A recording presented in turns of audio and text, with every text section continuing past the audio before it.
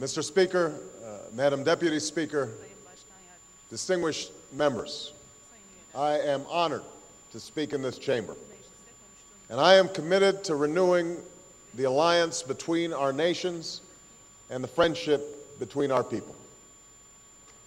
This is my first trip overseas as President of the United States.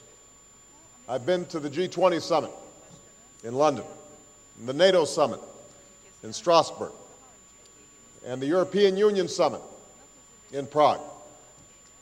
Some people have asked me if I chose to continue my travels to Ankara and Istanbul to send a message to the world. And my answer is simple. Evet, yes.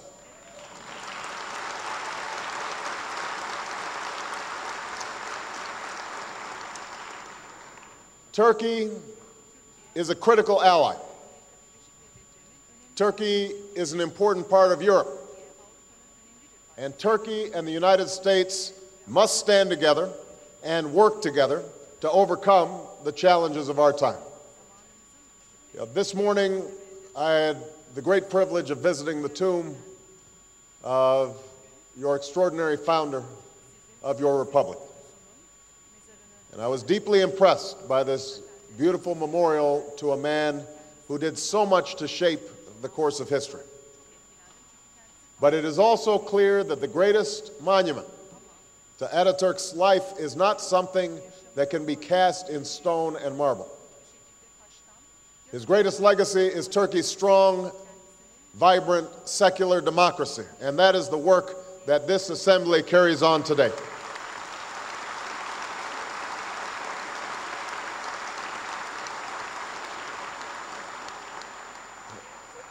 Now, this future was not easily assured. It was not guaranteed.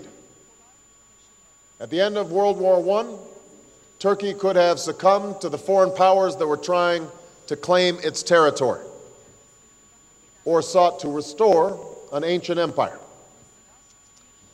But Turkey chose a different future. You freed yourself from foreign control and you founded a republic that commands the respect of the United States and the wider world. There is a simple truth to this story. Turkey's democracy is your own achievement. It was not forced upon you by any outside power, nor did it come without struggle and sacrifice.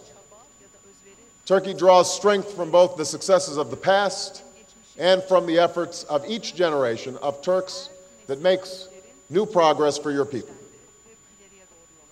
Now, my country's democracy has its own story. The general who led America in revolution and governed as our first president was, as many of you know, George Washington. And like you, we built a grand monument to honor our founding father, a towering obelisk that stands in the heart of the capital city that bears Washington's name. I can see the Washington Monument from the window of the White House every day. It took decades to build. There were frequent delays. Over time, more and more people contributed to help make this monument the inspiring structure that still stands tall today. Among those who came to our aid were friends from all across the world who offered their own tributes to Washington and the country he helped to found. And one of those tributes came from Istanbul. Ottoman Sultan Abdülmecid sent a marble plaque that helped to build the Washington Monument. Inscribed in the plaque was a poem that began with a few simple words, so as to strengthen the friendship between the two countries. Over 150 years have passed since those words were carved into marble. Our nations have changed in many ways, but our friendship is strong and our alliance endures. It is a friendship that flourished in the years after World War II, when President Truman committed our nation to the defense of Turkey's freedom and sovereignty, and Turkey committed itself into the NATO alliance. Turkish troops have served by our side from Korea to Kosovo to Kabul. Together we've withstood the great test of the Cold War. Trade between our nations has steadily advanced. So has cooperation in science and research. The ties among our people have deepened as well, and more Americans of Turkish origin live and work and succeed within our borders. And as a basketball fan, I've even noticed that Hedo Turgulu and Mehmet Okur have got some pretty good basketball games. So, the United States and Turkey have not always agreed on every issue. And that's to be expected. No two nations do. But we have stood together through many challenges over the last 60 years. And because of the strength of our alliance and the endurance of our friendship, both America and Turkey are stronger and the world is more secure.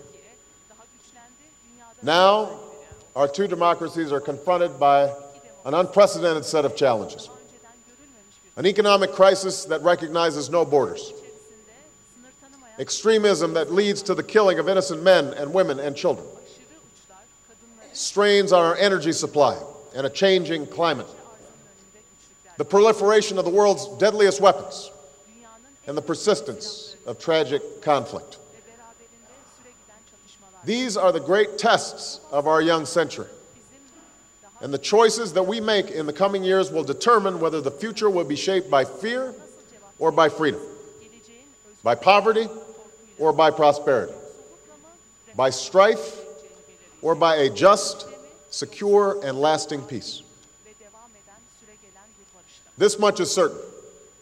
No one nation can confront these challenges alone, and all nations have a stake in overcoming them. That is why we must listen to one another and seek common ground. That is why we must build on our mutual interests and rise above our differences. We are stronger when we act together.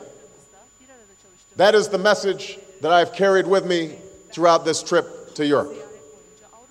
That is the message that I delivered when I had the privilege of meeting with your president and with your prime minister. That will be the approach of the United States of America going forward.